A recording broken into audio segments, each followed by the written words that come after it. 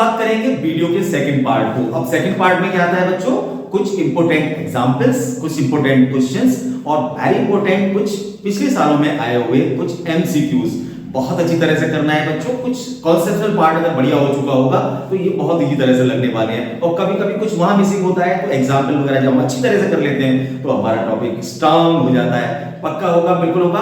लेकिन उससे पहले मैं आपको छोटी सी बात और बताऊंगा, कुछ टिप्स बताऊंगा एग्जाम से रिलेटेड। वो टिप्स ये हैं, सबसे पहले आप क्वेश्चन को ठीक से पढ़िएगा। कोई भी क्वेश्चन है, आपको सिंगल टाइम समझ में नहीं आ रहा, डबल टाइम दूसरी बार पढ़िएगा, दूसरी बार समझ में नहीं आ रहा, तीसरी बार पढ़िएगा। आपके पास कुछ टाइम पेपर को पढ़ने का दिया जाता है एग्जाम में, आपको सब जानते हो। और दूसरी बात मैं बताऊंगा कि प्रॉपर लिखने का ढंग आंसर का होना चाहिए। अगर आंसर आपने प्रॉपर नहीं लिखा, कुछ स्टेप गायब कर दिए तो भी आपके मार्क्स कम हो जाने होते हैं।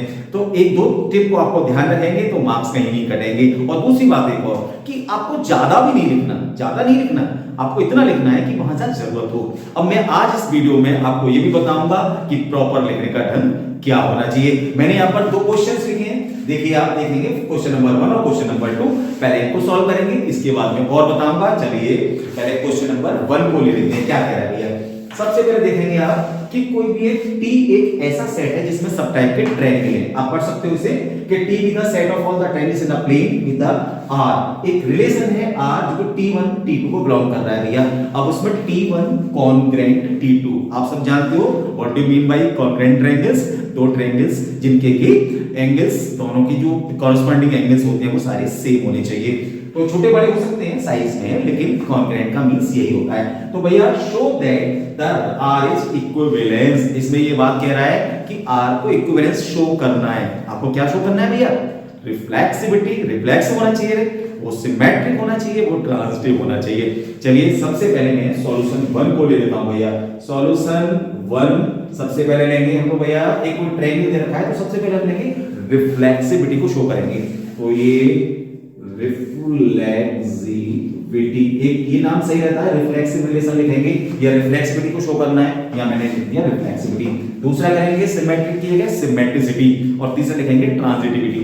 तो भैया रिफ्लेक्सिविटी को शो करने के लिए क्या करना होता है, सपोज कोई भी एक ट्रायंगल ले लीजिएगा, मैंने T1 ले लिया, बिलोंग्स टू द T कौन सा है ये वाला, ध्यान रखना जो सेट दे रखा है उसमें से आपको कोई भी एक ट्रायंगल ले लिया आपने, या कोई भी एक एलिमेंट लेना है तो ये सेट में से लेना है, ना कि रिलेशन में से। बच्चे लिखे आते हैं रिलेशन, कई बार हम लोग कॉपी चेक कराते हैं तो रिलेशन में से कैसे ले लेंगे आप लोग, रिलेशन में तो रिलेशन दिखाना है।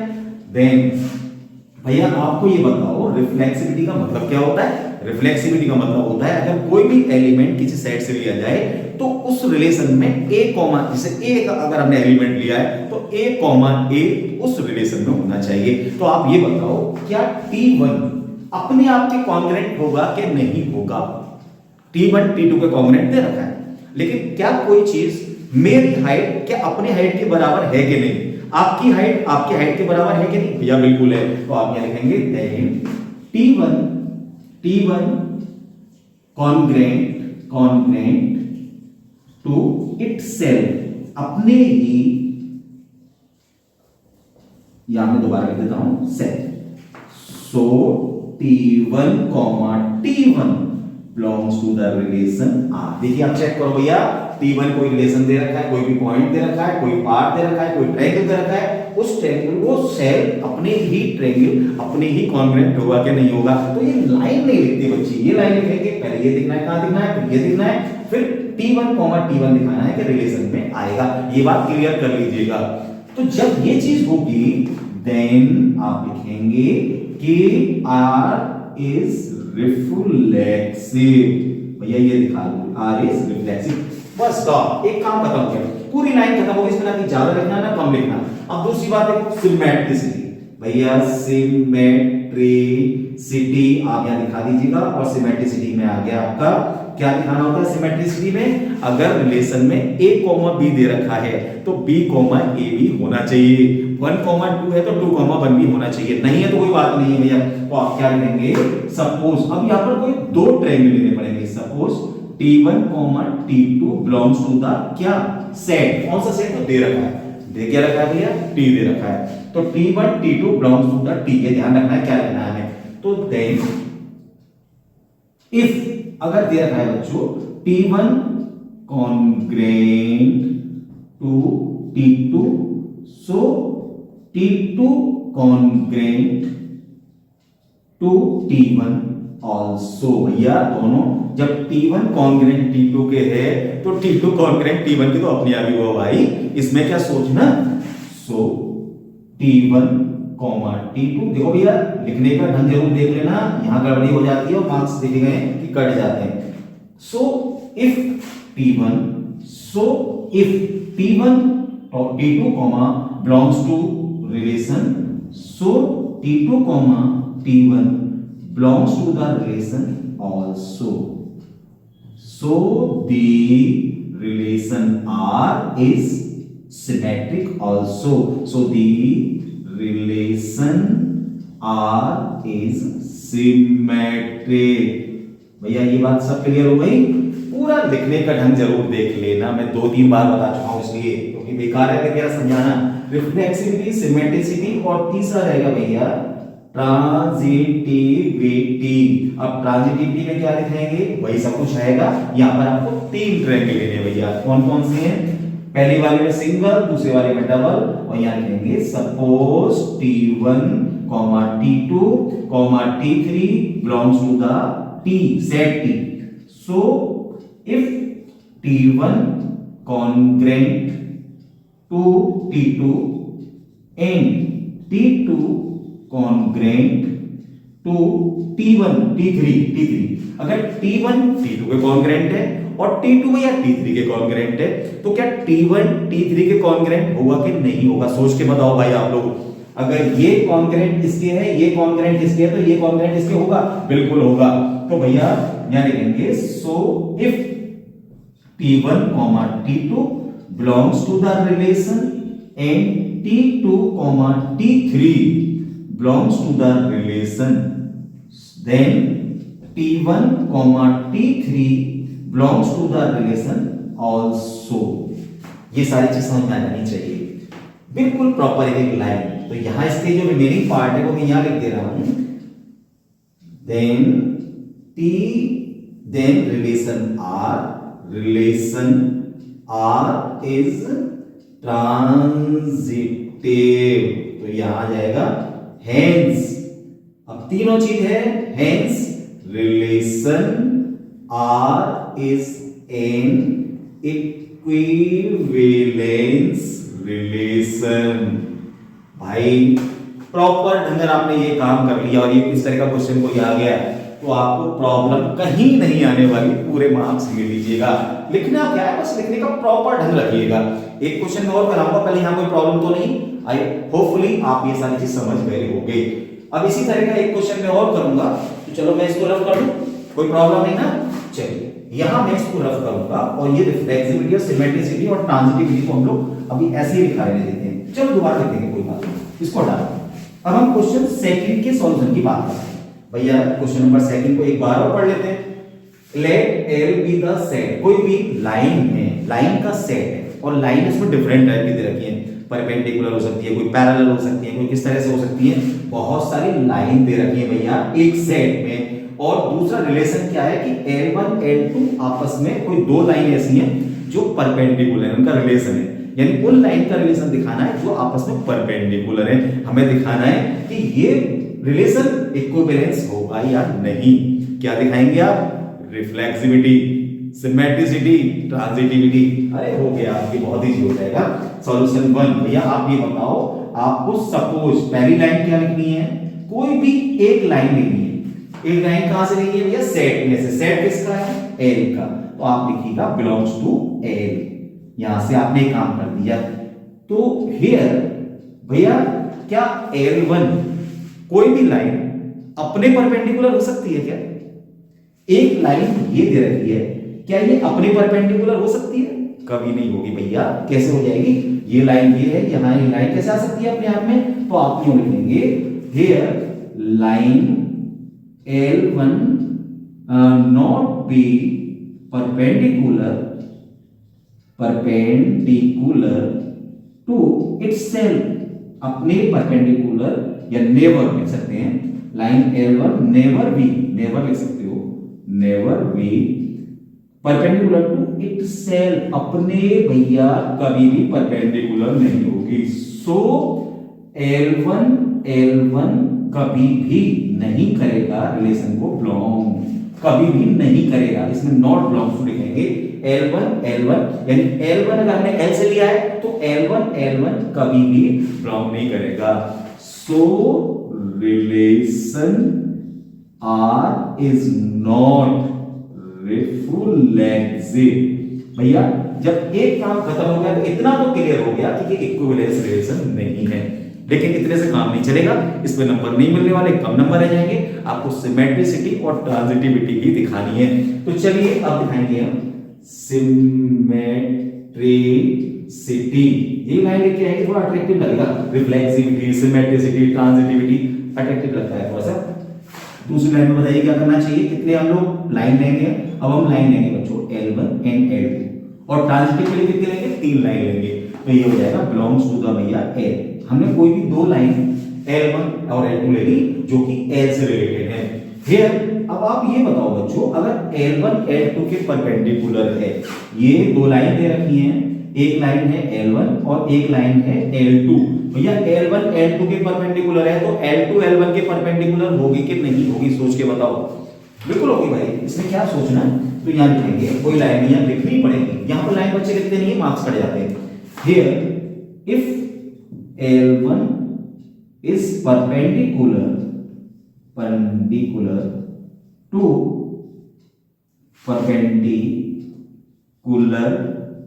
L2, then L2 be perpendicular to L1 also. Yeah. So if L1 comma L2 belongs to the relation, then L2 comma L1 belongs to the relation also. ये आ जाएगा बच्चों, बिल्कुल होगा। अब दोनों चीज आ गई, यानी कि A comma B belongs to relation, तो B कॉमा A भी रिलेशन में आ जाता है। इसका मतलब ये कह रहे हैं वगैरह यहां पर ये। सो R इज सिमेट्रिक। या क्लियर। अब लिखने में कोई प्रॉब्लम तो नहीं आएगी ना, 2-3 लाइन से समझ आ गया होगा। इस तरीके का क्वेश्चन में और बनाऊंगा तो जल्दी चीज समझ आएगी। रिफ्लेक्सिविटी, सिमेट्रिसिटी, और तीसरा लाइन आपको पता है क्या लिखूंगा, ट्रांजिटिविटी। भैया ट्रांजिटिविटी में कितने एंगल लेने पड़ेंगे, लाइन लेनी पड़ेगी।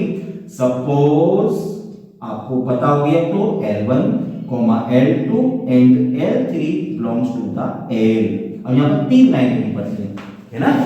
तो इफ L1, अब आपको ये बताना है, if L1 is perpendicular to L2 and L2 is perpendicular to L3। अब आपको एक फिगर बना के देखते हैं। चलो भैया, क्या ये आपस में ऐसा कुछ हो कि L1 L3 के परपेंडिकुलर होगी? आप सोच के बताओ। L1 परपेंडिकुलर टू L2, देखो भैया यार, L1 ये है लाइन हमारे पास और L2 ये है। L1 परपेंडिकुलर टू L2 और L2 परपेंडिकुलर टू L3। तो क्या ये बताओ, क्या L1 और L3 आपस में परपेंडिकुलर होंगी कि नहीं होंगी? कैसे हो जाएंगे भैया? पैरेलल आ रही है, आप फिगर बना के देख सकते हो। तो लिखेंगे but L1 not be perpendicular to L3, नहीं होगी। यह लाइन लिखना बहुत जरूरी है, यही बच्चे छोड़ आते हैं, यही गड़बड़ हो जाता है। अब दिखाइए, सो इफ, अब नेक्स्ट लाइन लिख दीजिएगा, L1 L2 belongs to relation and L2 L3 belongs to relation, but L1 L3 not belongs to relation. So this is R is not transitive. So R is not transitive. अब आपका भैया reflexive नहीं है, transitive नहीं है, तो क्या है? सब सिमेट्रिक ही तो है। कैसे हो सकता है इक्विवेलेंस रिलेशन? तो लास्ट में लिखेंगे hence R is not an equivalence relation. तो तो बताइए इन यहाँ पर कहाँ प्रॉब्लम आ सकती है। मैं दो एग्जाम्पल बहुत छोटे छोटे लिए थे, मैं अभी और कुछ क्वेश्चन कराने वाला हूँ, तो होपफुली ये दोनों एग्जाम्पल आपको समझ में आ गया होगा, लिखने का प्रॉपर पैटर्न समझ में आ गया होगा। एक बार फिर आप देखना इस वीडियो में कि हमें लिखना कैसे एग्जाम में। चलिए आगे और क्वेश्चन लेते हैं। रिलेशन के कुछ और एग्जाम्पल कर लेते हैं।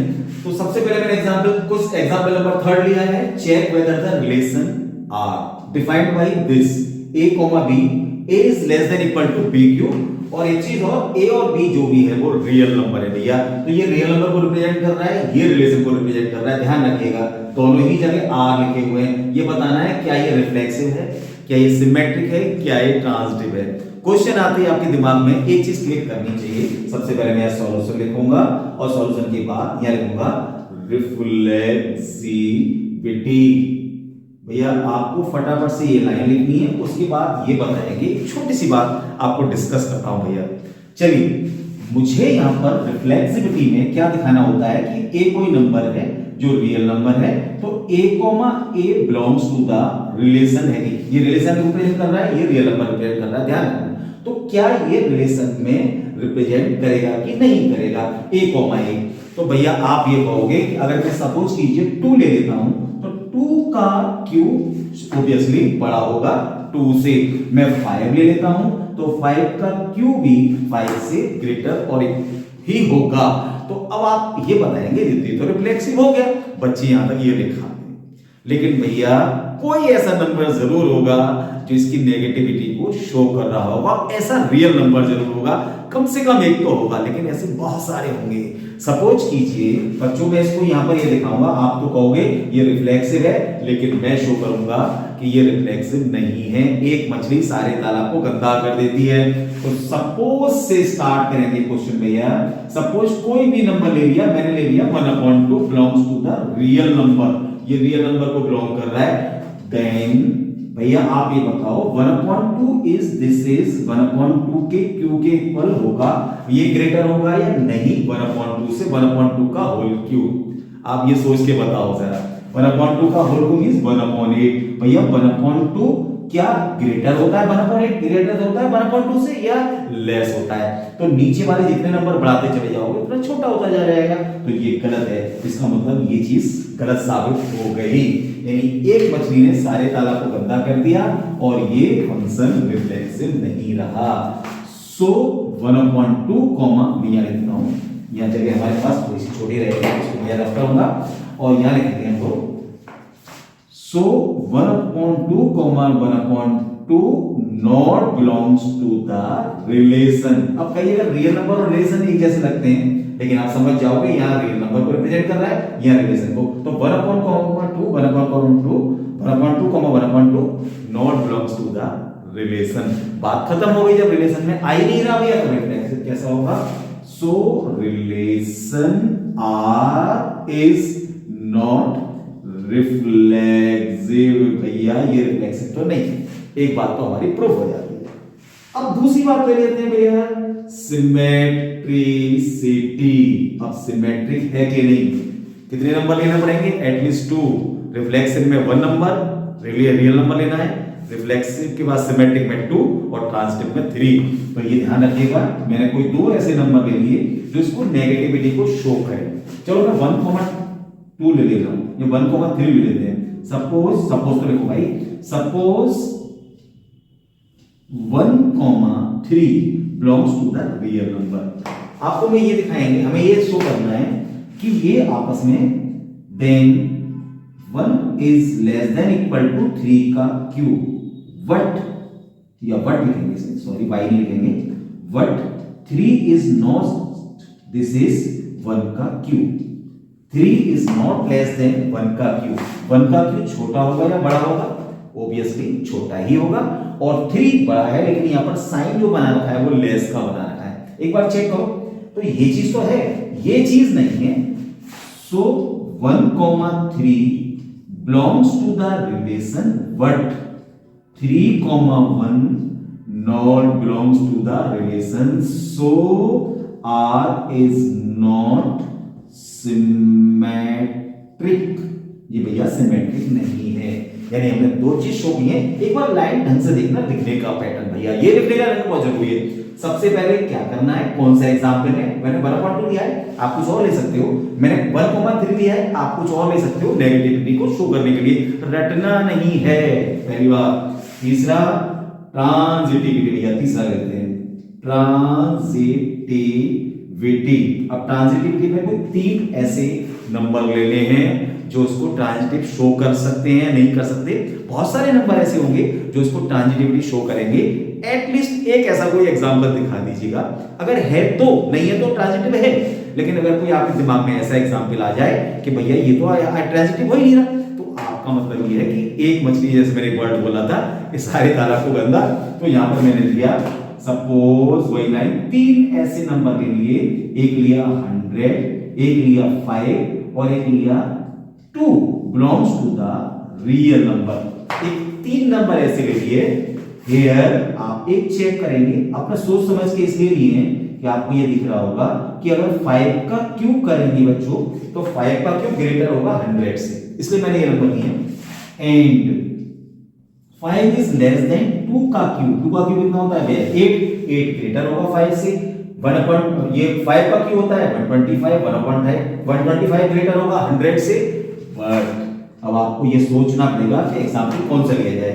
Word 100 is not less then 2 का क्यूब, 2 का क्यूब होगा 8 और 100 लेस कैसे हो जाएगा भैया, it means so if 100 is less and 5 belongs to the relation and 5, 2 belongs to the relation but 100, 2 is not belongs to the relation। देखो भैया ये रिलेशन को बिलोंग नहीं कर रहा, तो क्या ये ट्रांजिटिव होगा। कोई और एग्जांपल सोच लेना भाई, अपना दिमाग लगाएंगे तो। ये मैंने छोटा सा एग्जांपल अपने हिसाब से सोचा है कि 100, 5 and 2, आप कोई और नंबर लगा लीजिएगा। अगर आपको याद नहीं आ रहा है तो अपने दिमाग लगा के रहिए। मेरा ये तीनों ही नहीं है, ना तो रिफ्लेक्सिव ना, सो R is not transitive, भैया ना तो ये रिफ्लेक्सिव है, ना सिमेट्रिक है और ना ट्रांजिटिव है। एक लाइन लिखना मत भूलिएगा लास्ट में, hence R is neither reflexive nor symmetric nor transitive, it is the answer of this question। Last line लिखना मत भूलिएगा, उसके हाफ मार्क्स कट जाते हैं एग्जाम में, ध्यान रखिएगा। क्लियर है, लिखने में कोई प्रॉब्लम तो नहीं आएगी। आप एग्जाम्पल इससे अदर ले सकते हो, लेकिन कॉन्सेप्ट यही रहेगा, ध्यान रहेगा। चलिए होपफुली यही समझ में आपको क्वेश्चन आ गया होगा। एक एग्जाम्पल मैंने और एक क्वेश्चन मैंने और इंपॉर्टेंट दिया है, इसको मैं और अभी कराता हूं, उसके बाद अदर्स क्वेश्चन पर आएंगे। तो चलो मैं सिर्फ करता हूं। चलिए मैंने किया, और एग्जाम्पल नंबर 4 पर आइएगा। व्हाट इज 4 में दे रखा है बच्चों कुछ डिफरेंट टाइप का क्वेश्चन, इनसे अलग। ये क्वेश्चन ये है, show that the relation R in the set A में कुछ एलिमेंट्स हैं x belong to z, z जानते हो सब इंटीजर होता है भैया। x की वैल्यू है 0 से और 12, ये 0 1 2 3 4 5 6 7 8 9 12, तो यहाँ 10 11 12। अब यहाँ पर बच्चों ये गिवन दे रखा है, इसको रफ हो गया है। चलो भाई ना रिलेशन, अब रिलेशन क्या है, a b, a minus b का मोड इज डिविजिबल बाय 4। क्या a माइनस b का मोड डिविजिबल बाय 4 दे रखा है, ये रिलेशन दे रखा है भैया, सही है। तो क्या ये रिलेशन सेट इतने is an equivalence relation, is an equivalence relation. ये पूरा क्वेश्चन मैंने नहीं लिखा हुआ था, अब मैंने यहां लिख दिया। आपको ये शो करना है भैया ये इक्विवेलेंस रिलेशन है। कह ही रहा है तो इसका मतलब ये होगा कि रिफ्लेक्सिव भी होगा, ये सिमेट्रिक भी होगा, ये ट्रांजिटिव भी होगा। अब क्वेश्चन दूसरे तरीके से भी दे सकता था कि आप जैसे यहां दे रखा है ना, चेक वेदर, ये वाली लाइन आ सकती थी कि आपको चेक करना है ये रिफ्लेक्सिव है, सिमेट्रिक है या ट्रांजिटिव है। यहां डायरेक्ट दे दिया इन्होंने कि ये इक्विवेलेंस रिलेशन है, आपको ये शो करना है। चलो भैया सॉल्यूशन 4 पर आइएगा, और 4 में क्या दे रखा है कि जैसे भी आपको दिखाना है, सबसे पहले रिफ्लेक्सिविटी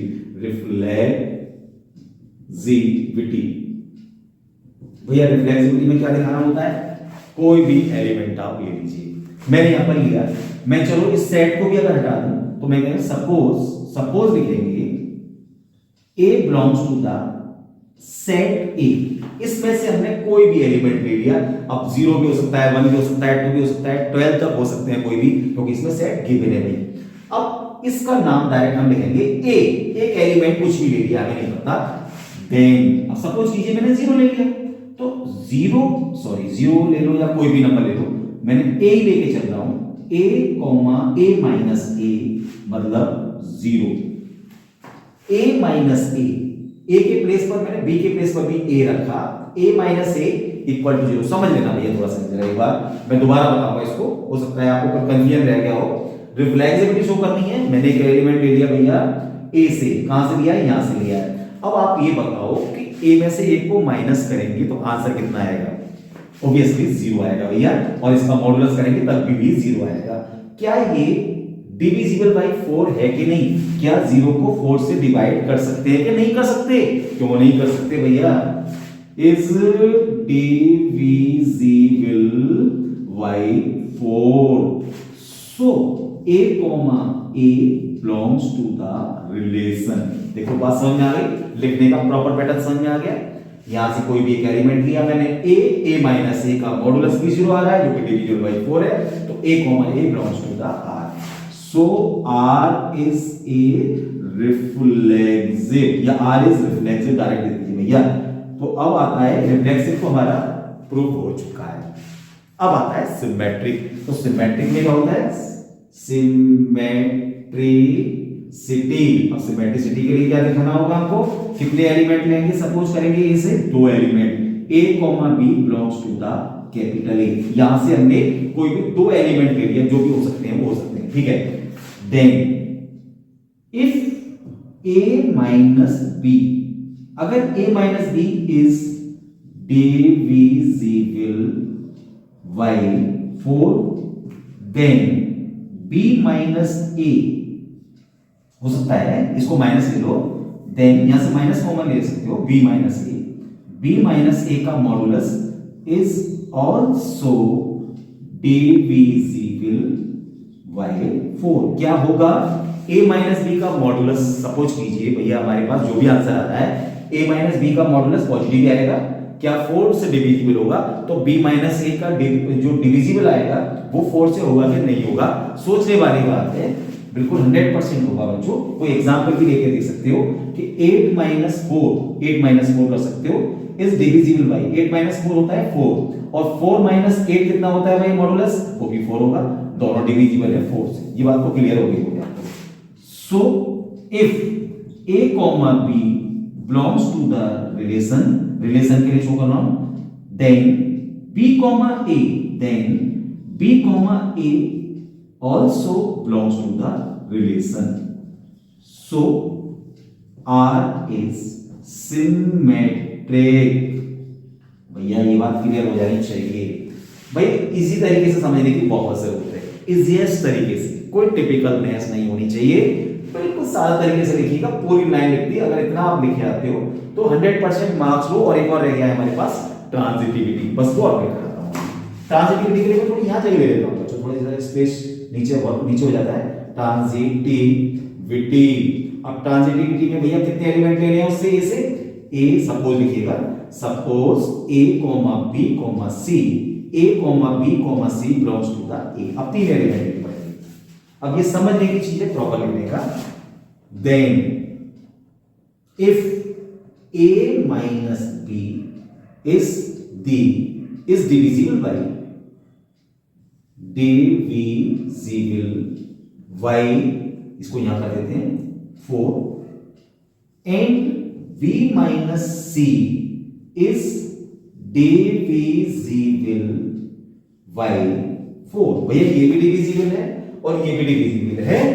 देन अब दोनों को ऐड कर दो, a minus b plus b minus c equal to, दोनों को ऐड कर दिया तो a minus b plus b minus c का मॉडुलस हो गया equal to a minus c also belongs to the, is also divisible by 4।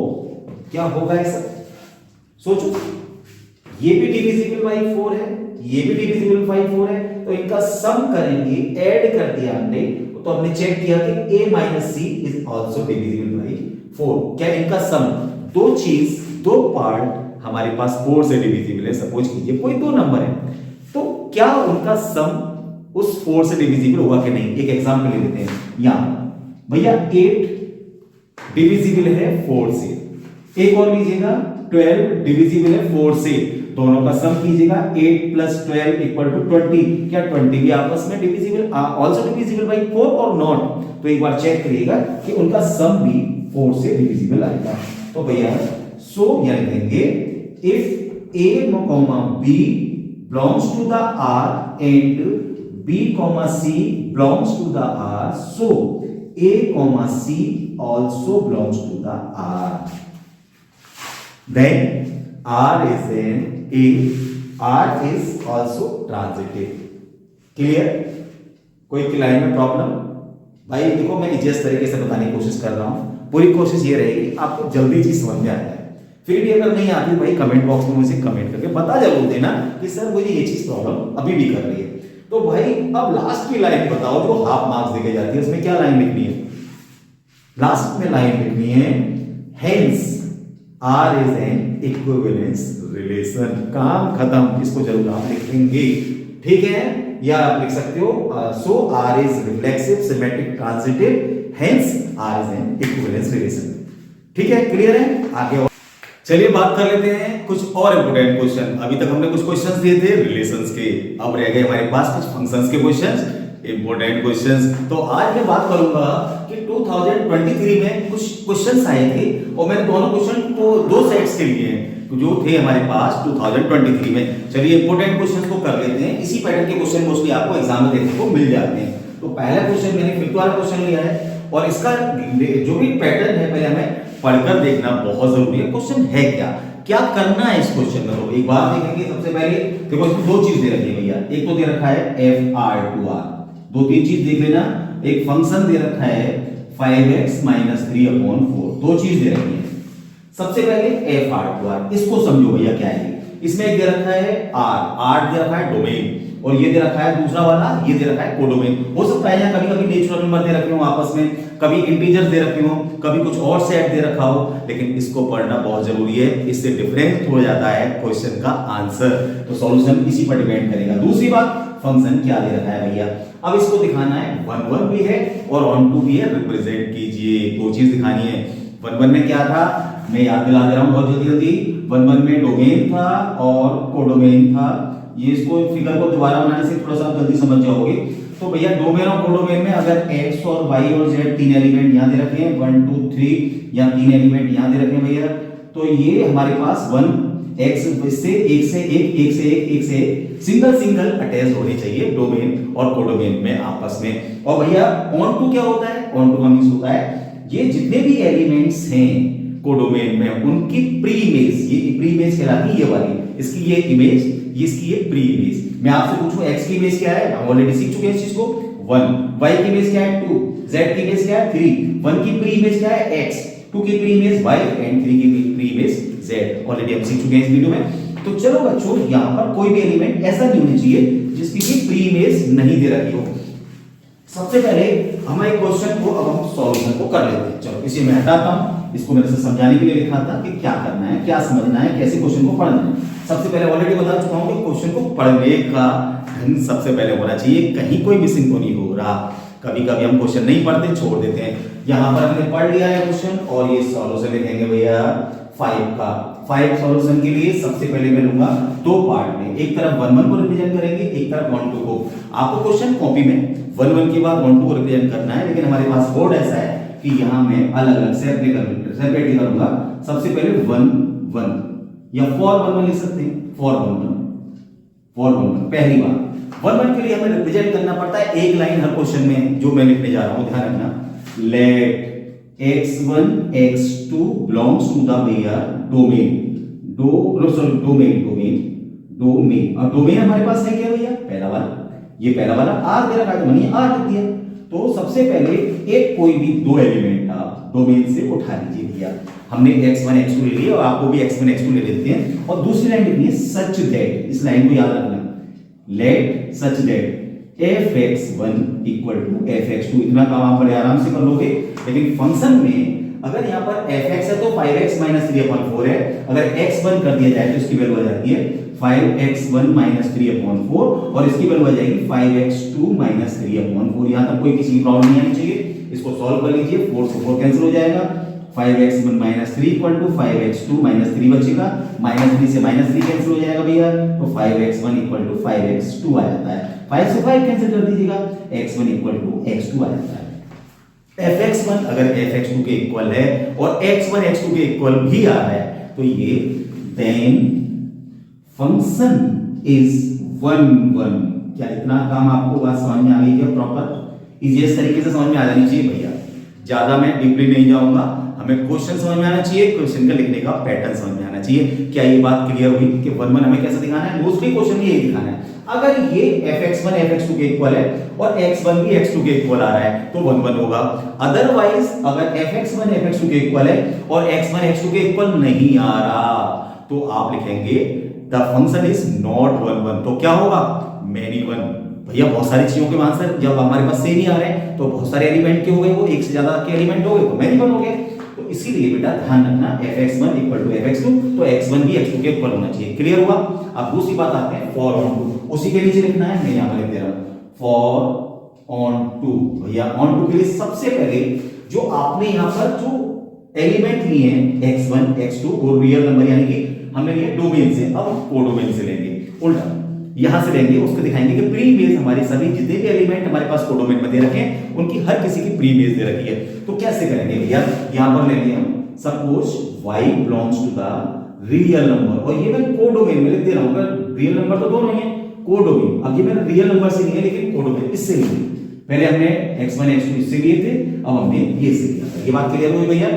Such that y belongs to the real number आ गया और y की वैल्यू दे रखी है, then भैया y की वैल्यू रियल नंबर का मतलब आ गया कि y fx के इक्वल हो गया, क्योंकि जितनी वैल्यू y में दे रखी है कोडोमेन में वो ये fx की तो वैल्यू आएगी, यहां से x वहां से fx, x इधर fx। तो यहां पर जब ये वैल्यू आ गई लेकिन fx की वैल्यू दे रखी है इन्होंने 5x 3/4, इसका मतलब ये होगा सो y इक्वल टू 5x 3/4। क्या ये बात क्लियर हुई आप लोगों को? भाई एक तो बच्चे कराते हैं ठीक ठाक, बताओ एग्जाम में, यहां थोड़ा कंफ्यूजन हो जाता है। ये कंफ्यूजन को खत्म करना ही होगा इजीएस्ट तरीके से। कोई कंफ्यूजन नहीं होगा, बिल्कुल नहीं होगा। अभी आप पूरा क्वेश्चन देखते रहिए ध्यान से। सबसे पहले y लेना है इस डोमेन में, कोडोमेन में से, उसको हमें fx के इक्वल हो जाएगा, 100% हो जाएगा। अब fx की वैल्यू यहां से पुट कर दीजिए, क्या दे रखिए 5x 3। इतना काम आप कर लेंगे। अब एक काम करिएगा, यहां पर y इक्वल टू 5x 3/4 दे रखा है तो x इक्वल टू कितना होगा, यानी कि जो y इक्वल टू x की कंडीशन में है तो x इक्वल टू किसकी कंडीशन में आएगा?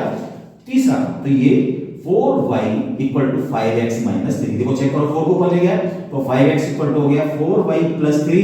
तो भैया x की वैल्यू आ जाएगी 4y + 3/5। भैया यहां तक समझ लो, बस इतनी बात समझ लीजिए। अब थोड़ा सा काम और रह गया है। तो आपको एक्चुअली मैंने दिखाना क्या है? हमको ये दिखाना है कि जितने भी एलिमेंट कोडोमेन में हैं उनकी सबकी प्रीमेस डोमेन में दे रखी है। देखो होने वाला है, कैसे करेंगे? यहां पर मैंने रिप्रेजेंट किया है कि y = fx। आपको दिखाना है कि fx की वैल्यू भी y के इक्वल है। जब y की वैल्यू fx के इक्वल है तो fx की वैल्यू अगर y के इक्वल भी होगी तो हर एलिमेंट की जो प्रीमेस जो कोडोमेन में है उनकी हर किसी की प्रीमेस डोमेन में होगी। क्या ये बात मेरी क्लियर हो रही है आप लोगों को?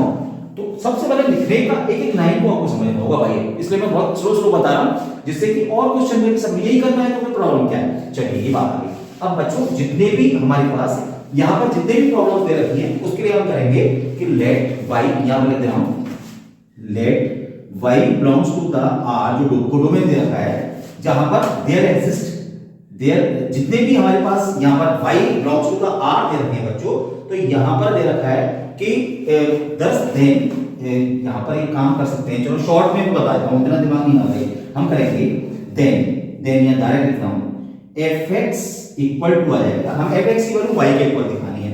तो यहां पर जितने भी y's होंगे उनके लिए एक ऐसा एडजस्टमेंट होगा कि fx इक्वल टू यहां पर x की वैल्यू पुट करिएगा f 4y + 3/5 अपॉन 5। देखो मैंने बहुत शॉर्ट तरीके से बता रहा हूं, बहुत लॉन्ग पार्ट पैटर्न में नहीं जा रहा है जिससे आप एग्जाम में गलती नहीं करो। तो fx इक्वल टू हमें y के इक्वल दिखाना है, तो हमने x की वैल्यू ये यहां रखी, ये वाली वैल्यू, और fx की वैल्यू ठीक है, fx की वैल्यू दे रखी है हमने 5x - 3/4। बात समझ रहे हैं? तो यहां आप क्या करोगे बच्चों, 5 लिखोगे और x के प्लेस में लिखेंगे 4y + 3/5 और -3 अपॉन, देखो इसमें अपॉन 4। ये बात ध्यान से सुनना, fx इक्वल टू दिस, तो x के प्लेस पर यहां पर हम रखेंगे 4y + 3/5। ये बात क्लियर हुई? ये लाइन ध्यान से सुनना। और उसके बाद 5 से 5 कैंसिल हुआ, 4y + 3 - 3/4, फिर 3 से 3 कैंसिल हो गया, 4y/4, और y दिया y आ गया। मैंने क्या बोला था, अगर y = fx से आपने ये वैल्यू लेके आए हो तो fx की वैल्यू y के इक्वल आ जानी चाहिए। इसका मतलब ये होगा कि जितने भी एलिमेंट कोडोमेन में हैं उन सब की प्रीइमेज डोमेन में मौजूद है। तो आप डायरेक्ट लिखेंगे यहां पर so fx is onto, और लास्ट में लिख देंगे भैया सो 10 या hence fx is 1 and onto also. क्या प्रूव्ड? काम हमें यही तो करना था, हमें यही तो शो करना था भैया, 1 भी है और ऑन टू भी है। तो बताइए कि यहां पर क्या कंफ्यूजन रहा? 1 शो हो गया, ऑन टू शो हो गया, एनी कंफ्यूजन? देख लीजिए एक बार ढंग से देख लीजिएगा, और उसके बाद इसी तरह का क्वेश्चन हम करेंगे भैया 6th वाला, एक और क्वेश्चन करेंगे। तो यहां कोई कंफ्यूजन हो तो कमेंट बॉक्स में मुझसे कमेंट करके पूछ लीजिएगा, कोई भी कंफ्यूजन मैं इसको रफ करने जा रहा हूं। और यहां पर ये पार्ट मैंने किया रफ, यहां पर भी मैंने ये पार्ट किया रफ। और अब हम बात करेंगे सॉल्यूशन 6। सॉल्यूशन 6 में क्या है भैया, सॉल्यूशन 6 के लिए आ जाइएगा। तो सबसे पहले यहां पर मैं 1 ऑन फॉर 1 मैंने पर सॉरी लिख रखा है, वही लेट या सपोज कर सकते हो x1 x2 belongs to the, हां दूसरा क्वेश्चन क्या है f। अब यहां पर दूसरा क्वेश्चन दे क्या रहा है, पहले मैं लिख दे रहा हूं क्वेश्चन, उसके बाद समझाएंगे भैया। r - 4/3 रेंट r, ये दे रखा है इसमें डोमेन। क्या दे रखा है भैया? डोमेन। और ये क्या दे रखा है भैया? कोडोमेन। ये बात क्लियर हुई सभी को? इधर वाला डोमेन, डोमेन क्या है? R में सारे रियल नंबर हैं लेकिन -4/3 नहीं आएगा। -4/3 हटा दीजिए R में से तो वो डोमेन बन जाता है, और कोडोमेन सारे रियल नंबर आ रहे हैं। ये बात क्लियर हुई? और यहां पर देखो कुछ डरावना सा लगता है ना कि f r minus something to r be a function defined by this, और फंक्शन क्या दे रखा है? फंक्शन बहुत छोटा सा दे रखा है, फंक्शन दे रखा है इन्होंने 4x/3x + 4। ये फंक्शन दे रखा है, इसको 1 पर रिप्रेजेंट करना है, और हां दिखाना है check the function is bijective और नॉट। कभी-कभी ये लैंग्वेज बना देंगे बाइजेक्टिव। बाइजेक्टिव का मतलब होता है बच्चों जो इंजेक्टिव भी होना चाहिए और सब्जेक्टिव भी होना चाहिए। तो इंजेक्टिव का मतलब होता है 1 भी होना चाहिए, और सब्जेक्टिव का मतलब होता है ऑन टू होना चाहिए।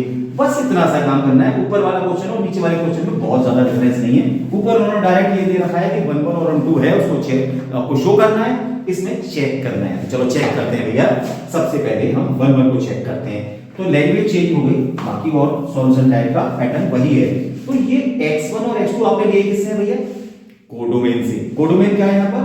ये वाला रियल नंबर है लेकिन -4/3 नहीं है। ये बात समझ में सभी को आ गई होगी। पिछले क्वेश्चन में हमने सिर्फ रियल नंबर लिया हुआ था क्योंकि इसका कोडोमेन से डोमेन जो था वो रियल नंबर था। क्लियर है? अब भैया सच दैट वाली लाइन लिखेंगे, ध्यान रखना सच दैट। ये क्या? fx1 = fx2। ये भी क्लियर हो गया होगा आपको। fx1 जब हमारे पास यहां वैल्यू रखेंगे इसमें, ये है 4x1/3x1 + 4, और ये दे रखा है भैया x2 कहां है? x2 कहां? ये 4x2/3x2 + 4। ये बात समझ में सभी को आ गई थी। अब यहां पर ऐसे डायरेक्ट कुछ कैंसिल नहीं हो सकता, सिर्फ आपको क्या करना है बच्चों, इसको प्रोडक्ट करना पड़ेगा। पहले तो हमने डायरेक्ट काट दिया था, ये नहीं कैंसिल हो पाएगा। इसके लिए क्या करेंगे? 4x1 3x2 के क्रॉस मल्टीप्लिकेशन कर देते हैं। 4x2 3x1 + 4। ये बात क्लियर हो गई सभी को? सॉल्यूशन है भैया। बस अब हमें क्या करना है? 4 3 12 x1 x2 + 16 x1 और equal to 12 x1 x2 + 16 x2। Clear? अब क्या करेंगे, ये x4 12x1 x2 से 12x1 x2 कैंसिल हो जाता है। 16x1 इक्वल टू 16x2, भैया x1 इक्वल टू x2। मैंने क्या बताया था, सिर्फ ध्यान ये देना है कि अगर fx1 fx2 के इक्वल है तो x1 x2 के इक्वल आ जाना चाहिए, तो ये वन वन फंक्शन हो जाता है। अदरवाइज अगर ये नहीं आता है x1 x2 के इक्वल तो ये वन वन फंक्शन नहीं होगा। सो fx इज 1 1। ये बात क्लियर हुई कि नहीं हुई आपको? सबसे फॉर ऑन टू यहां पर ले लेते हैं let y belongs to the भैया कोडोमेन। कोडोमेन क्या है इसका? Real number. चलिए कोडोमेन सो या दे लिख दीजिएगा y इक्वल टू fx। पहले वाले क्वेश्चन की तरह वही वैल्यू लिखनी है। जब y इक्वल टू fx आ जाएगा तो fx की वैल्यू है क्या भैया? तो y इक्वल टू आ जाएगा 4x अपॉन 3x प्लस 4। आप चेक करो fx की वैल्यू गिवन है। अब उसके बाद सीधा सा इसको जहां पर y इक्वल टू x की फॉर्म में दे रखा है, आपको x इक्वल टू y की फॉर्म में लेके आना है। कैसे करोगे यार? y क्रॉस मल्टीपल कर देंगे इसको, तो ये आ गया ये आ गया 4x, ये 3xy, ये मल्टीप्लिकेशन आप सब जानते हो, इसमें क्या सिखाऊं मैं, इक्वल टू 4x। अब आपको x इधर लाना है, y को उधर पहुंचा देना है, तो ये काम कर देते हैं, इसको y को उधर पहुंचाना है, तो नेगेटिव हो जाएगा तो इसको ले जाते हैं, तो 4y इक्वल टू हो जाएगा हमारे पास 4x माइनस 3xy। मैं इसको उधर इसलिए ले जाता हूं क्योंकि नेगेटिव हो रहा है। चलो एक ही बात है, जैसा कि आप समझो, तो 4y इक्वल टू हो जाएगा, ये x कॉमन ले लिया, 4 माइनस 3y आ जाएगा, तो भैया x की वैल्यू आ जाती है 4y अपॉन 4 माइनस 3y। क्या ये बात सभी को क्लियर हो गई होगी? ये तो कैलकुलेशंस कर ली, ये सीधी सीधी कैलकुलेशन कर लीजिएगा। अब यहां लिखेंगे देन, इसी का नेक्स्ट पार्ट लिखेंगे, देन fx की वैल्यू हमें y के इक्वल, यहां पे y इक्वल टू fx के इक्वल आ गई, आपको fx की वैल्यू y के इक्वल दिखानी है। कैसे आएगी? fx इक्वल टू यहां आप लिखेंगे f 4y upon 4 minus 3y। भैया ये वाली वैल्यू मैंने x की वैल्यू यहां पुट कर दी। अब क्या करेंगे भैया? फंक्शन ले आओ। इस फंक्शन में x के प्लेस पर ये वैल्यू पुट करनी है। इस फंक्शन में 4y upon 4 minus 3y upon, देखो अब 3 x के प्लेस पर 4y upon 4 minus 3y plus 4 बस x दिस वैल्यू। बस अब इसको सॉल्व करके ये बताना है आपको कि जो fx की वैल्यू क्या y के इक्वल आ रही है कि नहीं। भैया इसको सॉल्व कर लो, इसको एलसीएम लेना पड़ेगा, 16y upon 4 minus 3y upon ये हो जाएगा भैया 12y प्लस 16 माइनस 12y और अपॉन 4 माइनस 3y। भैया कैलकुलेशन आप समझ गए होंगे कैसे करनी है, कोई कंफ्यूजन नहीं होना चाहिए। कैलकुलेशन एक बार रट्टे करके देख लेगा, देख लीजिएगा, आपको सब समझ में आ जाएगा। रिमेनिंग पार्ट बचेगा 16y अपॉन 16 यानी कि बाय। दो पैटर्न, सबसे पहले 1 1 कैसे दिखाना है, बिल्कुल इसी वीडियो में इन दो क्वेश्चन से सीख जाइएगा, कभी भी गलती नहीं करोगे 1 1 निकालने में। दूसरी बात ऑन टू का पैटर्न, यहां मैं वीडियो में पैटर्न सिखा रहा हूं बेटा, क्वेश्चन तो डिफरेंट आएंगे, जरूरी नहीं कि ये वाले क्वेश्चन आ जाएं, लेकिन ये दोनों क्वेश्चन में जो बताएं आपको 2023 की सिलेबस में पेपर में देख सकते हो आप, दो सेट्स में दो टाइप के क्वेश्चन गिवन हैं। तो मुझे लग रहा है कि ये पैटर्न आपको सब कुछ समझ में आ गया होगा, लेकिन लास्ट में लाइन के लिखेंगे भैया कि so every element of codomain have the pre-image in a domain, so f is onto also। ये लैंग्वेज क्लियर हुई क्या? so every element of domain यानी कि every element in codomain having a pre-image in domain, clear? so last में line आपको मैंने बता दी कि ये 1 1 और onto होगा, तो ये इसका मतलब ये हुआ कि ये बाइजेक्टिव फंक्शन हुआ। आपसे पूछ रहा है एक और कोई इंपोर्टेंट क्वेश्चन की बात कर लेते हैं, और ये क्वेश्चन सीबीएसई के सैंपल पेपर में पूछा जा चुका है 2023 के में, तो क्यों ना इस इंपोर्टेंट क्वेश्चन को करें, फंक्शन का ही क्वेश्चन है। और ये क्वेश्चन को एक बार पढ़ लेते हैं, fn to n यानी कि n to n का मींस होता है भैया कि इसका domain n means natural number, तो f का डोमेन भी नेचुरल नंबर है और कोडोमेन भी नेचुरल नंबर है। क्वेश्चन पढ़ना सबसे पहले सीख लेना चाहिए। अब उसके बाद फंक्शन कुछ अलग तरह का दे रखा है, fn की दो वैल्यू दे रखी है बच्चों इसमें, एक दे रखी है n+1/2, एक fn की वैल्यू दे रखी है n/2। तो ये दो वैल्यू क्यों दे रखी है? अगर n आप यहां पर ऑर्डर लगाते हैं तो ये वैल्यू यूज करेंगे, और अगर n इवन लगाते हैं तो बच्चों ये वाली वैल्यू यूज करेंगे। तो इसे बोलते हैं हम कंडीशनल फंक्शन। क्या कंडीशनल फंक्शन आपने कभी पढ़ रखा है? अगर नहीं पढ़ रखा तो आपको समझ में आ जानी चाहिए कि ये कंडीशनल फंक्शन किस तरह से हम यूज करते हैं। चलिए क्वेश्चन में अभी और भी समझ में आ जाएगा कि कंडीशनल फंक्शन को हम कैसे यूज करेंगे। तो यहां पर दिखाना क्या है बच्चों? Show that f is many one and onto. यहां से ये सर्किल को हटा देते हैं, सर्किल की कोई जरूरत नहीं है। अब क्वेश्चन इस तरह से आएगा कि मैनी वन भी शो करना है और भैया ऑन टू भी शो करना है। मैनी वन का मतलब वन तो है ही नहीं भाई। तो यहां पर कभी भी मैं पूरी लाइन को ड्रॉ कर दे रहा हूं यहां पर, क्योंकि आपको तो खैर डायरेक्ट ही करना है, लाइन को ड्रॉ नहीं करना है एग्जाम में। मैं यहां करूंगा फॉर वन भैया सबसे पहले सॉल्यूशन यहां लिख देते हैं, और सॉल्यूशन के लिए आप एक लाइन को लिखते हैं फॉर वन, और वन के लिए आपको शो करना है कि फंक्शन हमारे पास वन है कि नहीं, ये रिप्रेजेंट करना है। लेकिन ये साफ बोल रहे हैं कि ये मैनी वन है तो वन से कोई मतलब ही नहीं। कैसे इसको सॉल्व करेंगे? नेचुरल नंबर का क्वेश्चन है, थोड़ा डिफरेंट टाइप से करना पड़ेगा। तो हम क्या करेंगे, सपोज आपने क्या करना है, डोमेन में से कोई दो नंबर कोई आप ले लीजिएगा जिसमें एक इवन है और एक ऑड नंबर है। तो मैंने 1 और 2 पास वाले ले लिए, यहां पर आ गया नेचुरल नंबर और ये है डोमेन, मैंने 1 और 2 ले लिया। अब हमें ये दिखाना है कि भैया मैनी वन है, उसके लिए क्या करना पड़ेगा, देखते जाइएगा। सबसे पहले आप f1 की वैल्यू निकालो, फिर निकालो आप f2 की। f1 इज यानी 1 इज ऑड, तो ऑड के लिए क्या करेंगे भैया, हम फंक्शन की ये वाली वैल्यू यूज करेंगे n + 1/2। n मींस 1 + 1/2 यानी कि 2/2 = 1। आंसर सबको क्लियर हो रहा है? दूसरी बात करेंगे हम भैया 2, अब 2 क्या है, इवन। अब इवन फिर यहां से जाएगा तो इवन रखेंगे हम n/2 यानी कि 2/2, भैया ये भी बना रहा है। यानी दो वैल्यू अलग-अलग रखने पर भी आंसर सेम आ रहा है। ऐसे कैसे पॉसिबल हो जाएगा कि दोनों वैल्यू अलग-अलग रख रहे हैं लेकिन आंसर सेम आ रहा है? तो इसके लिए प्रोसीजर क्या करेंगे बच्चों, हियर आपने करना है f1 = f2, आपके आंसर को दे रहा है। f1 भी वही आंसर दे रहा है, f2 भी वही आंसर दे रहा है जो कि 1 के इक्वल है। 1 के इक्वल में यहां लिख दे रहा हूं, बट चलो 1 के इक्वल मत लिखो, कोई जरूरत नहीं है। बट भैया 1 नॉट इक्वल टू 2।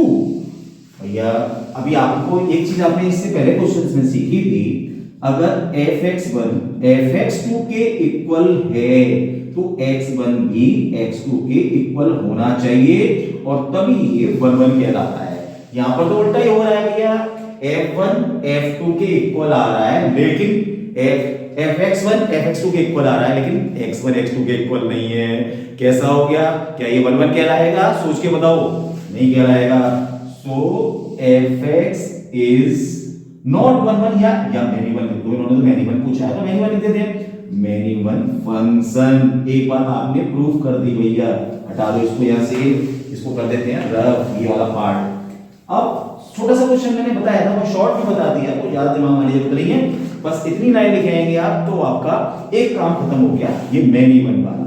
अब आपको ऑन टू और दिखाना है, हो गया आपका काम, दो छोटे तरीके दिखाएंगे फॉर ऑन टू। अब ऑन टू में आपने क्या करना है, जो रेंज है ऑन टू के लिए आपको क्या होता है कि जो रेंज है वो कोडोमेन के इक्वल आ जानी चाहिए। इसका मतलब ये हुआ कोडोमेन में कोई भी एलिमेंट खाली नहीं रहना चाहिए, आपको पता है ना, तभी तो ऑन टू होता है।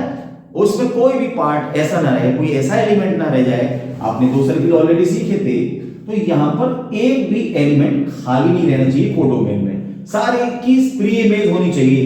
तो अगर प्री इमेज होगी तो सब कुछ ये ऑन टू का काम कर जाता है। तो क्यों ना हम ये चेक करें कि क्या ये सारा जो नेचुरल नंबर जो उसका रेंज आएगी, क्या वो नेचुरल नंबर के इक्वल आ रही है कि नहीं आ रही है, यानी कोडोमेन के इक्वल आ रही है नहीं। तो आपको क्या करना है, आप डायरेक्ट क्या करेंगे, हियर आप यहां लिखो, here range of the function, range of fx, आप लिखो रेंज ऑफ fx। अब रेंज कैसे निकालेंगे भैया, नेचुरल नंबर रख के। नेचुरल नंबर कहां से स्टार्ट होते हैं, नेचुरल नंबर होते हैं 1 2 3 4 एंड अदर्स। तो पहले तो f1 की वैल्यू निकालो, तो आप निकालेंगे यहां पर range means f1 comma f2 comma f3 comma and so on, ये इसका आंसर हो जाएगा। लेकिन f1 निकालो तो सही, ये कितना है, तो f1 का मतलब है आपने ऑलरेडी निकाल चुके, f1 की वैल्यू 1 आ रही और दूसरा f2 की वैल्यू भी 1 आ रही है। तो हमारे पास हम ये जानते हैं कि सेट में एक जैसा एलिमेंट एक एलिमेंट सिंगल टाइम लिखा जाता है, कभी भी 2 या 3 बार नहीं लिखा जाता। तो 1 को हम 2 बार नहीं लिखेंगे कि भैया, यानी f1 की वैल्यू बना रही है, f2 की वैल्यू बना रही है, लेकिन हम लिखेंगे सिंगल टाइम। अब आएगा, अब f3 की वैल्यू बताओ। f3 क्या है? ऑड। यहां रखेंगे 3 + 1/2, कितना आंसर आ गया? 2। Yes, good. फिर यहां पर अगर हमने यहां पर रखा 4 तो 4 आएगा, अब उसके बाद 4 आएगा, 3 के बाद 4 आएगा, इवन नंबर, तो 4/2 भी 2 होता है। हम यहाँ 2 दोबारा नहीं लिखेंगे, सिंगल टाइम लिखेंगे। फिर रखेंगे 5, फिर रखेंगे 6, फिर रखेंगे 7। तो ये आंसर कुछ ऐसा आता चला जाएगा। एक नंबर 2 टाइम जरूर आएगा, लेकिन हम सिंगल टाइम लिखेंगे। 5 एंड सो ऑन, ये चीज। और भैया ये क्या चीज है? ये है हमारे पास set of all natural number. जितने नेचुरल नंबर है सब आने के चांसेस हैं। तो इसको हम बोलते हैं कोडोमेन। कोडोमेन हमारा नेचुरल नंबर ही दे रखा है, कोडोमेन। भैया ये काम हो गई खत्म। So fx is onto function.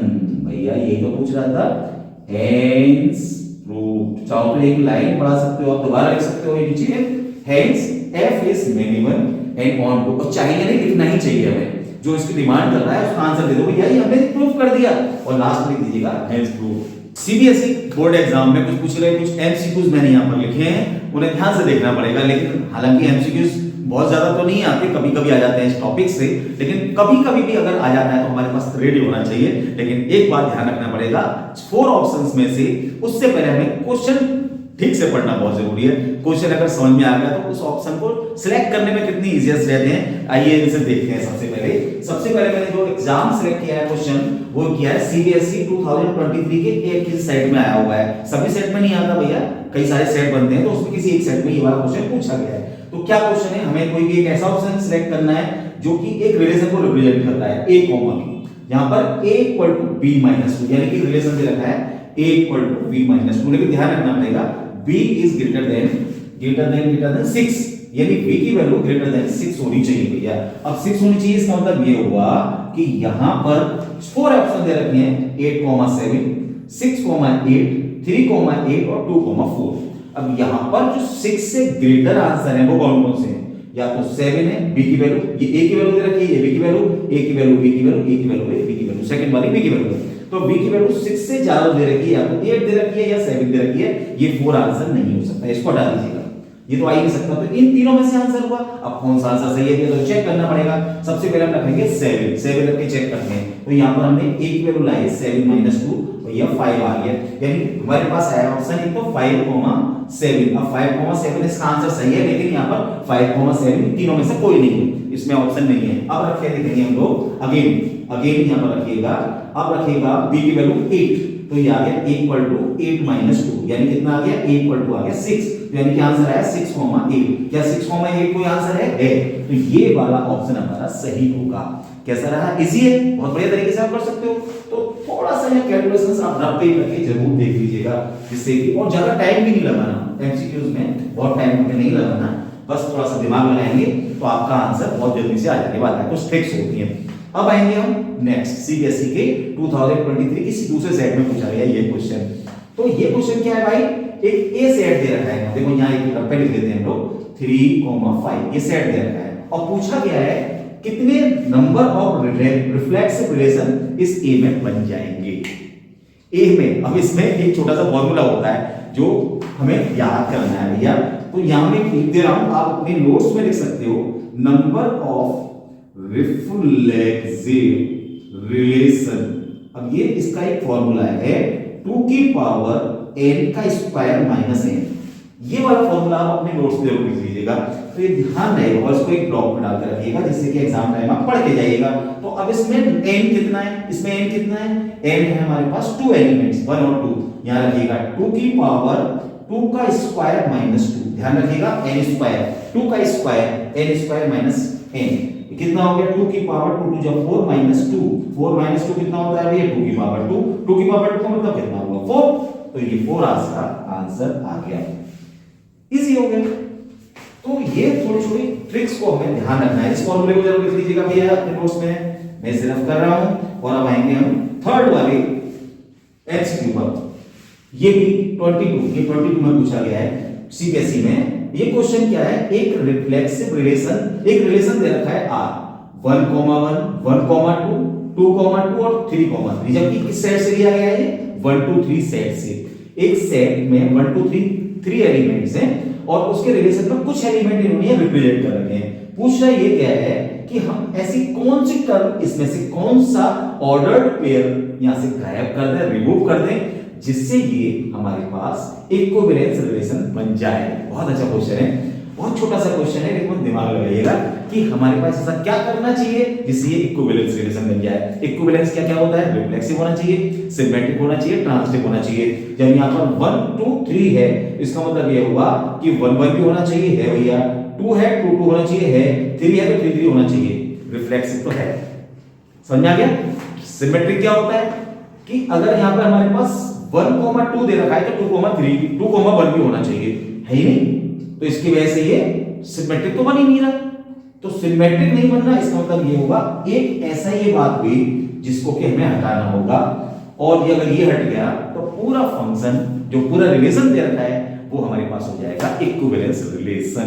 तो हमें ये ऑप्शन आ जाता है 1, 2। ठीक है, कुछ और हम एमसीक्यूज ले लेते हैं। सीबीएसई सैंपल पेपर 2020 से मैंने 2 एग्जांपल यहां पर और लिए हैं, एमसीक्यूज लिए हैं, तो आओ इनको भी देख लेते हैं। तो पहला मैंने एमसीक्यू लिया है, a function f r to r defined by fx equal to xq। भैया ये फंक्शन दे रखा है और इसका डोमेन भी रियल नंबर है और इसका कोडोमेन भी रियल नंबर है। तो पूछ क्या रहा है, 4 उसमें ऑप्शन दे रखे हैं। ये फंक्शन 1, 1 है लेकिन ऑन टू नहीं है, ऑन टू है लेकिन 1, 1 नहीं है, 1, 1 है भी और ऑन टू भी है, और ना तो 1, 1 है भैया ना ऑन टू है। क्या करेंगे, हमें 1, 1 चेक करना है, ऑन टू चेक करना है।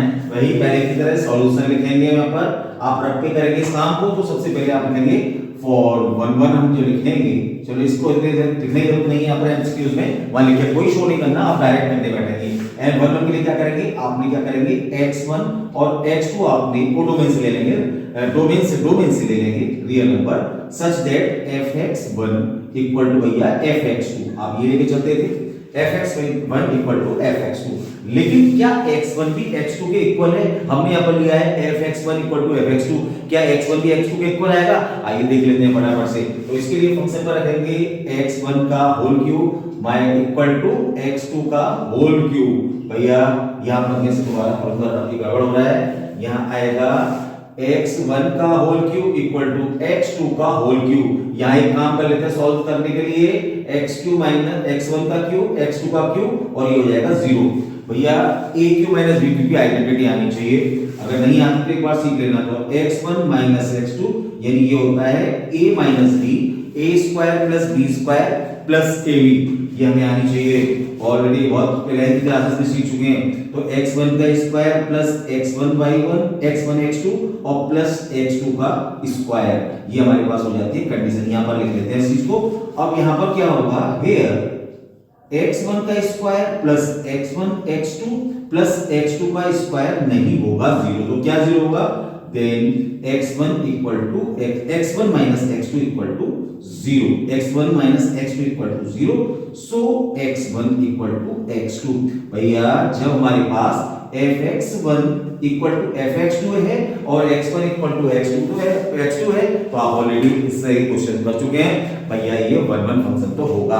अब 1, 1 फंक्शन कौन सा है, 1, 1 का एक ये दे रखा है, एक ये दे रखा है, इन दोनों में से कोई एक आंसर हमारे पास आने वाला है, या तो A होगा या C होगा। भैया अब ऑन टू को चेक कर लेते हैं। ऑन टू के लिए हम यहाँ पर आ जाते हैं, ऑन टू के लिए क्या करेंगे भैया, ऑन टू के लिए चेक आप सब जानते हो कैसे करते हैं कि सबसे पहले फंक्शन दे रखा है, इसको y सपोज कर लीजिएगा, तो यहाँ पर आएगा y इक्वल टू, या इसका डायरेक्ट निकालो, इसकी रेंज निकालते हैं। सबसे अच्छी बात है अगर इसकी रेंज कोडोमेन के इक्वल आ जाती है, तो सबसे बढ़िया बात यह है कि ये कोडोमेन के इक्वल आते ही ये ऑन टू फंक्शन भी हो जाएगा। कैसे चेक करेंगे, रेंज ऑफ fx। अब आप ये बताओ कोई भी वैल्यू आप लगाइए इसमें रियल नंबर, क्या इसका जो रेंज आएगी वो भी रियल नंबर आएगा कि नहीं आएगा? अब 1 लगाइए, -1 लगाइए, 2 लगाइए, 1/2 लगाइए, 3 लगाइए, 1/3 लगाइए, 3/2 लगाइए, जो भी आपको रियल नंबर लगाएंगे उसका रियल नंबर ही आंसर आएगा। तो इसीलिए जितने भी रियल नंबर्स हैं वो सारे आएंगे, और रियल नंबर्स होते हैं हमारे पास -∞ से +∞, कुछ भी हो सकता है। इसका मतलब इसका जो रेंज आया वो आया रियल नंबर, और रियल नंबर ही हमारे पास इसका कोडोमेन है भैया। तो इसका मतलब जब रेंज कोडोमेन के इक्वल आ जाएगी, इसका मतलब ये ऑन टू भी होगा, 1 1 भी है, ऑन टू भी है, ऑप्शन रह जाता है हमारे पास सी। Clear to all? सभी को समझ में आ गया बच्चों? बस थोड़ा सा ध्यान देने की बात है, बहुत इजी लगने वाला टॉपिक है ये, बस थोड़ा सा ध्यान देना है बच्चों आपको। और डरावना सा लगने वाला टॉपिक भी कभी इजी बन सकता है जब आप कॉन्सेप्चुअल पार्ट बहुत क्लियर कर लेंगे। एक और एग्जांपल करते हैं, क्वेश्चन नंबर 5। अब ये सीबीएसई में सेकंड पेपर में 22 में पूछा जा चुका है, मतलब आ चुका है उसमें। तो इसमें दो दे रखे हैं भैया, एक है ए, एक दे रखा है बी, दो सेट दे रखे हैं। इसमें फंक्शन दे रखा है, इसमें कुछ ऑर्डर पेयर दे रखे हैं भैया। Be a function from A to B, A से बी तक ये फंक्शन होगा। कब होगा, कैसा फंक्शन है? फंक्शन तो है, लेकिन क्या ये इंजेक्टिव है, सर्जेक्टिव है, बाइजेक्टिव है, या इनमें से कोई नहीं? इंजेक्टिव का मतलब है हम 1 1 भी लिख सकते थे इसको, लेकिन क्वेश्चन में तो इंजेक्टिव भी पूछ सकता है। तो एक ही बात है, 1 1 कहो, इंजेक्टिव कहो, सब्जेक्टिव कहो, ऑन टू कहो, बाइजेक्टिव का मतलब होता है 1 1 भी हो और ऑन टू भी हो। तो तीनों में से कौन सा ऑप्शन ठीक रहेगा? चलिए इसका सॉल्यूशन कर लेते हैं। यहाँ सॉल्यूशन करेंगे इसका फिफ्थ वाले का। देखो एक फिगर बनाऊं बहुत अच्छा है, इसके लिए आप एक काम करना, ये यहाँ पर ये मैपिंग कर लेना, और मैपिंग में इसको देना a, इसको देना b, और फंक्शन है हमारे पास a to b। तो यहाँ पर रखिएगा 1 2 3 4 5 6 7। अच्छा 1 किससे अटैच्ड है? 1 का आंसर क्या है भैया? 4। 2 का आंसर क्या है भैया? 5। 3 का आंसर क्या है? 6। अब बात आ गई कि 1 2 3 यानी एक का अटैचमेंट एक से ही है, किसी दो से नहीं है। दो का अटैचमेंट यानी इसकी कोई भी इस तरह से दो से अटैचमेंट नहीं है, सिर्फ सिंगल से अटैचमेंट हो रहा है भैया। इसका मतलब ये हुआ ये मैनी 1 नहीं है, 1 1 आएगा, यानी कि ये इंजेक्टिव तो है। अब चेक करेंगे क्या ये सर्जेक्टिव यानी कि ऑन टू भी है कि नहीं है भैया। यहाँ पर ये 7 ऐसा एलिमेंट बच गया बी में जिसकी की कोई प्री इमेज नहीं है, और इसका मतलब ये इनटू फंक्शन हुआ, ऑन टू फंक्शन नहीं हुआ। अभी वैसे कौन सा लगा हो गया? सिर्फ और सिर्फ ये इंजेक्टिव है, ना कि ये बाइजेक्टिव। बाइजेक्टिव का मतलब होता है जो इंजेक्टिव भी हो और सब्जेक्टिव भी हो, 1 1 भी हो, ऑन टू भी हो। इसका मतलब ये दोनों आंसर की आपको सभी क्लियर हो गए होंगे।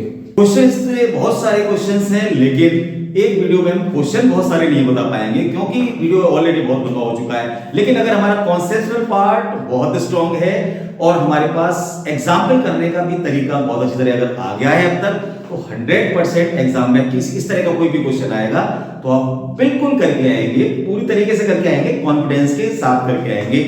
होपफुली ये पूरा वीडियो आपको पूरा टॉपिक क्लियर हो गया होगा। जहां पर आपको ये डर लग रहा था कि ये पता नहीं रिलेशन फंक्शन क्या है, जहां आप इस टॉपिक में जीरो थे, 100% आप हीरो बन गए होंगे। बने कि नहीं बने मुझे कमेंट बॉक्स में जरूर कमेंट करके बताइएगा, क्योंकि ये वीडियो मैंने आपके स्पेशली बनाया है कि आप इसका बेनिफिट उठा सकें और 100% इस टॉपिक से रिलेटेड जो भी क्वेश्चन आए बिल्कुल गलत नहीं करेंगे, 100% सही करके जाएंगे।